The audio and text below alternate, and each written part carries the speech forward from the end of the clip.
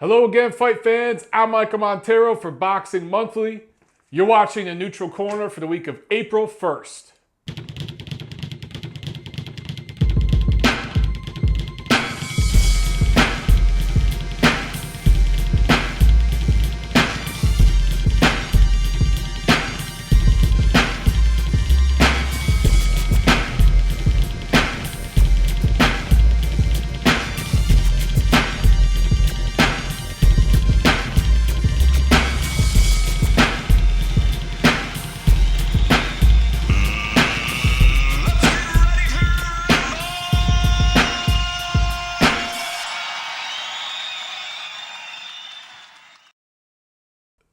What a day! Got up this morning and did new episodes of 10 Count for Undisputed Champion Network. Did about 5 episodes, so watch out for those in the coming weeks. But this is all about Boxing Monthly right now. TNC just went to the gym. Check out the gains. All about the gains, son. Let's get into some news and notes. Okay, so we have some fights being scheduled. We don't have dates for all of them yet, but I wanted to give you guys what I do know. Miguel Berchelt and Takashi Miura are going to fight for the WBC 130-pound title, probably in July, probably in the StubHub Center. But they know it's going to be the LA area, and they think it's going to be July. They don't have all the details worked out yet, but this will be on HBO. Of course, they both fought January 28th, I want to say, on HBO in separate bouts. 2 tough, grueling bouts. But Berchelt is 25 years old, 5'7", 71-inch reach, much fresher guy. Miura, 32 years old, 5'6", 70-inch reach. So Berchelt, younger, probably a little physically stronger, and a little bit bigger. Miura is probably the better athlete, I would say, overall. Maybe not. Maybe Berchelt has more levels we haven't seen yet. But of course, Berchelt had that breakout performance in January. For Miura, he had another tough, grueling fight. He's been in several of those. But the winners of those 2 fights are supposed to fight each other, so that will go down for the 130-pound title. One of the best divisions in boxing, 130 pounds. One of the most exciting because of all the matchups that could be made. The Canelo-Chavez card is coming together now. So we have several fights on the card here that are finally announced. And of course, that's on May 6th in Las Vegas and T-Mobile Arena. David Lemieux is going to stay busy. He's going to, he's coming off that knockout of the year, which I don't think is going to be topped against Curtis Stevens just a while ago. Coming right back May 6th for a layup type of fight. He's fighting Marcos Reyes, Mexican, who is 35-4 with 26 knockouts, but really hasn't fought anybody. Soft opposition. Coming in there to lay it all on the line, though. So I think that's going to be an exciting fight that ends in a knockout for Lemieux. It keeps Lemieux busy, and it gets people talking. People are already saying, look, if Canelo gets past Chavez and Lemieux wins, maybe those 2 fight in September. Maybe we don't see the Golovkin fight. It does give Golden Boy options. It gives the fans something to talk about. So smart business for Golden Boy. If anything else, it keeps David Lemieux busy. He's had weight issues. Dude likes to eat crepes. Big midsection. So this is good to keep him busy. Joseph Diaz, Jojo Diaz Jr. going up against Manuel Avila. This is a guy who's 23-0, and Diaz, Avila's 22-0. They're the same age and size. Neither guy hits very hard, so I think this is definitely going the distance. But look, the winner of this fight moves up a notch and becomes a serious contender at the featherweight division. The loser is still a good prospect in a baby contender here, but the winner of this fight is probably looking at a title fight toward the end of this year. Featherweight, another stacked division. I've seen Avila fight at the LA Fight Club series. You guys have probably seen him if you watched that series. He's been on there a few times, and Diaz grew up on that series, really, right before our eyes. So that should be a pretty fun one right there. Lucas Matisse making his comeback. He hasn't fought since October 2015 when he was stopped by Victor Postol and he hurt his eye. Coming back against Emmanuel Taylor.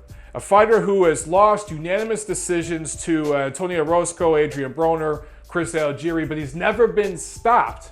So he goes rounds, right? Anytime he steps up in class, he generally loses a decision. What will be interesting to see is if Taylor can outbox Matisse. It's possible Matisse might have so much rust. The eye injury, if Taylor can jab that eye, break that thing back open, maybe he could score an upset win. But you got to think Matisse somewhere down the line in that fight, after a few rounds of ring rust, catches up to him and starts landing leather on him. Can Matisse be the first guy to stop Emmanuel Taylor?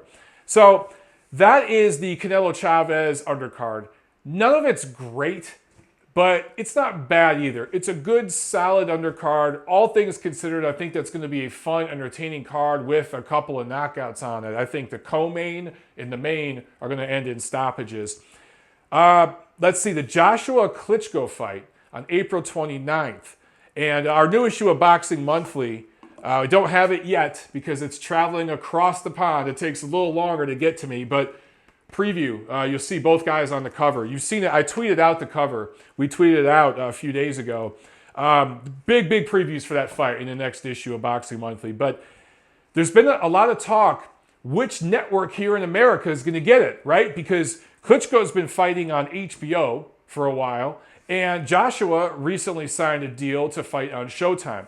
The latest I'm hearing, and this is per Steve Kim on his podcast, The Next Round with Gabe Montoya, they were talking about this just yesterday, probably going to have a split network broadcast. Perhaps they'll both air it at the same time, but that really doesn't make sense. Maybe what we'll get is Showtime airing it live, that afternoon broadcast, and then the rebroadcast later, the tape delay, whatever you want to call it, will be HBO. So I think that's probably what we're going to see based on what I'm hearing from those guys I mentioned before and some other folks on Twitter. I think it's going to be afternoon here in the States on Showtime, later at night on HBO. Let's see. One more little thing to talk about real quick. Golovkin and Saunders versus Golovkin and Canelo. Should he be successful against his fight against Chavez? We talked about this today in an episode of 10 Count that I shot for UCN Live. And look, a lot of rumors are going around Twitter, and people are talking about the quote-unquote $15 million offer, flat fee, that Golden Boy Promotions gave to Gennady Golovkin. And a lot of you have bought into that and think it's a real offer. It's just a dollar number, and all the details haven't been worked out.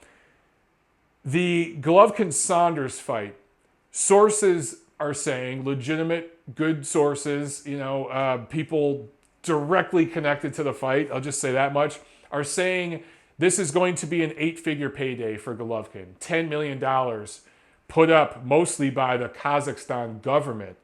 So if you're Golovkin and Tom Loeffler, you don't think about a Canelo fight in September right now because you can't depend on Canelo and Golden Boy Promotions to do the right thing.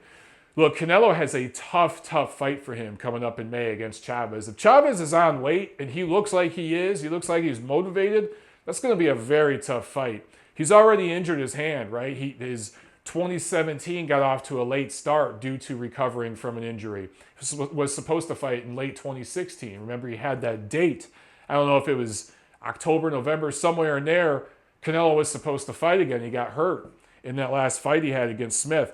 So if you're Team Golovkin and you're K2 Promotions and you're Tom Loeffler, you're not even thinking about Canelo right now. You're full steam ahead trying to make that fight with Billy Joe Saunders. And even if Saunders' fight doesn't come together, that June date for them in Kazakhstan where the World Expo is going on, that's an event that happens every few years. I can't remember how often, but it's a big event. They're going to fight regardless. If it ain't Billy Joe Saunders, they're going to fight somebody over there. It's a big event. It's a big payday for them, and it helps Golovkin stay busy. And he's one of those fighters that needs to stay busy. So all you guys talking about Golovkin needs to take the $15 million. Number one, you're being had by one of the oldest promoter tricks in the book, throwing out a flat fee like that. There's no validity to it. But number two, Golovkin and his team, they wasted a lot of 2016 and even some of 2015 waiting around on some fighters. They're not going to do that anymore. They're not playing Mr. Nice Guy anymore. They're going after Saunders, and I think it's a 90% chance that Billy Joe Saunders fight happens in June in Kazakhstan. 90%. If Billy Joe Saunders balks and walks away from that, I still think Golovkin's going to fight in June in Kazakhstan. And here's the best part of it, if you're an HBO subscriber who's been bitching about the lack of schedule on that network this year. That is going to be an afternoon broadcast. Might even, with the time delay and all that, it might even be like in the morning here in the West Coast, but probably in the afternoon on the East Coast. And it's a foreign, quote-unquote, fight. So the licensing fees are much, much cheaper. HBO can afford that. And they're going to have that on regular HBO, no pay-per-view. So you're having a complete unification of the middleweight championship on regular premium cable. That's good stuff. But enough with the news and notes. Let's review last week's action. Not a whole lot going on last week, but of course over in Manchester, there was Jorge Linares and Anthony $1 Million Crolla doing it again, doing a rematch. Another big, exciting crowd over there in Manchester. They were singing and cheering throughout, but after the first few rounds of this rematch, they got quiet because they were witnessing a masterclass boxing performance by Linares. Linares wins unanimous decision. All three scores, 118-109. He scores a knockdown in the 7th round off a beautiful counter uppercut. I think Linares' back was to the ropes and Crolla was lunging in and he just tagged him with a beautiful shot. Kind of hit him on the side of the chin. Had he been able to move that over a few inches, Linares, and hit him right in the middle of the chin, I don't think Crolla would have got up. Great performance by Linares, who is now 42-3, 27 knockouts. All three of his losses have been stoppages. So the scouting report on Linares is offensively, he is beautiful to watch. He can throw combinations from any angle. He has every punch in the book. Doesn't have crazy one-punch knockout power, but he punches so beautifully, effortlessly. And he's perfect with his balance. One thing that I've always noticed about him, and he's gotten better with it as he's aged, not worse, but better, is his balance. His balance is beautiful. A lot of guys, when they throw combinations, if you think back to just a week or so ago when Daniel Jacobs almost beat Gennady Golovkin, when he would throw combinations, and he's an athletic fighter that uses movement, he would lunge forward. And after he'd land the combinations, he'd be off balance. He'd have to reset. He'd have to pivot. He'd have to do something. Linares could be moving forward, backwards, sideways. Get off with a combination, and there's no reset. There's no need to shuffle his feet. There's no need to gather himself. He's perfectly on balance. It's just as if his upper body and lower body are in perfect harmony, perfect unison. He might be the best fluid combination puncher in boxing in terms of staying on balance and always punching at leverage. Again, I go back to Golovkin-Jacobs. When Golovkin would lunge, Jacobs would lunge forward with those combinations, he'd give up his length a lot of times. He'd get inside and smother his power. And just, to give you an illustration, instead of being out here with it, he was kind of here with some of those shots.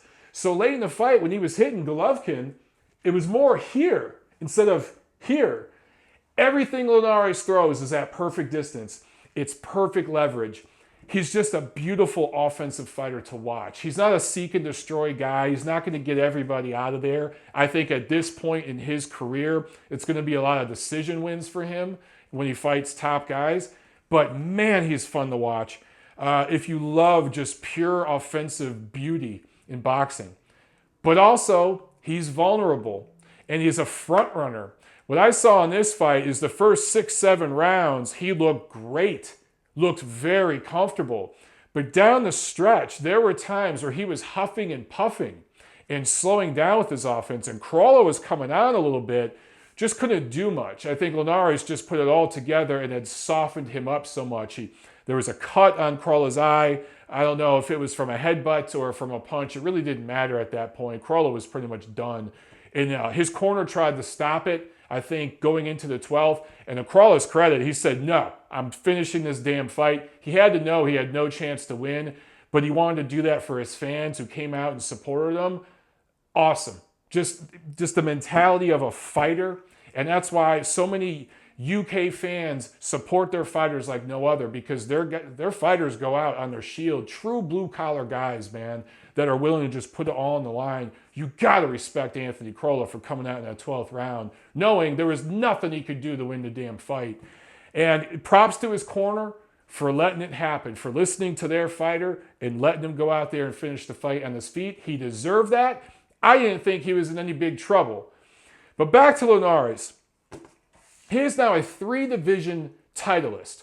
He held the WBC featherweight title, the WBA junior lightweight title, and the WBC lightweight title. This fight was to defend his WBA lightweight title, and he gained the WBC diamond lightweight title, even though he held the whole title before, but that's sanctioning body madness.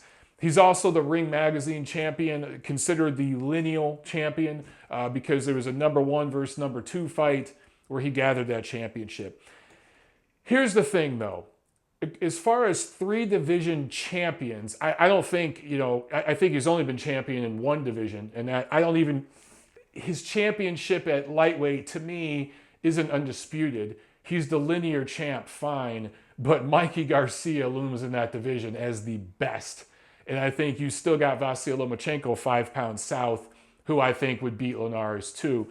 But as it is, he's been a titleist in 3 different divisions. But normally, that would qualify you for the Hall of Fame. But when you really, really start to look at Jorge Linares' career, I think a lot of his title winning has come down to matchmaking. His best wins are against Oscar Larios, Rocky Juarez, Kevin Mitchell, Anthony Crolla. Fine fighters. Fine fighters. I don't know who you would say is the best of that bunch. Maybe it's Oscar Larios. Maybe. Because that was, I believe, at featherweight. I think that he beat Oscar Larios to get his featherweight title. So maybe that's the best win. It's one of those guys, right? And then you look at the guys who beat him. He took a TKO 1 loss to Juan Carlos Salgado in Tokyo in 2009. Antonio DeMarco knocked him out in the 11th round here in LA at Staples Center in 2011. I covered that fight ringside. What a bloody war that was. It was an awesome fight. And then TKO 2 loss to Sergio Thompson in Cancun in 2012. The 3 guys he lost to, none of them are elite level fighters. So the best wins of his career, those guys I mentioned, and the losses in his career, none of them are elite. So for me, Jorge Linares is kind of in Adrian Broner territory. I'm sorry. I know I'm going to get shit from some people out there. I'm not hating on the guy. I like Jorge Linares. I like watching him way more than Adrian Broner. And I rate him higher than Adrian Broner for several reasons, okay? But in this age of sanctioning body madness where they're giving out titles like candy, you think 3-division champion. And I always tell you guys, there's a big difference between titleist and champion. But to a casual fan, they hear, wow, 3-time champion, 3 different weight classes. And they're thinking Hall of Fame caliber fighter. For me, he's not that. And I just think that, again, when you look at who he's defeated, and then you compare him to a Mikey Garcia, who was doing guest commentary on Showtime here in the US for our broadcast. Showtime, to their credit, picked this up and showed it because they want to match Mikey Garcia with Jorge Linares. Mikey Garcia, to his credit, said he wants to fight in July. He said, hey, Linares doesn't have a scratch on him. Let's do this fight in July. I don't think it happens in July. I don't even know if it happens this year, if ever, because of the political situation involved. But maybe it can happen. If it does happen, I do think Linares, his lateral movement, his fluid combinations will be enough to give Mikey Garcia trouble in the early rounds. But as I said, Linares is a front runner. And I just think that he will start fading in those middle rounds, and the constant stalking by Garcia, who's basically a forward and backward fighter. You're going to have a side-to-side fighter versus a forward and backward fighter. It'll be interesting clash of styles. But I do think that eventually Garcia tags him with something late and stops him. That's just the way I see it. Let me know what you guys think. But all right, that's enough with that. That's all we had last week. Let's preview this week's action. One thing I forgot to mention in the review, Katie Taylor fought on that card in Manchester. Her second fight in, I want to say, a little under a month. And she's also scheduled to fight on the Joshua-Klitschko card on April 29th. I love that she's staying busy.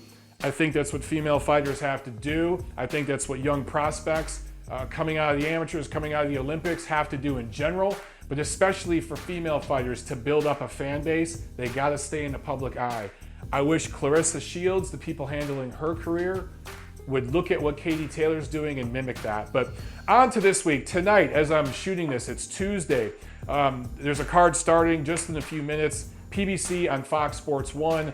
I couldn't tell you who any of these fighters are.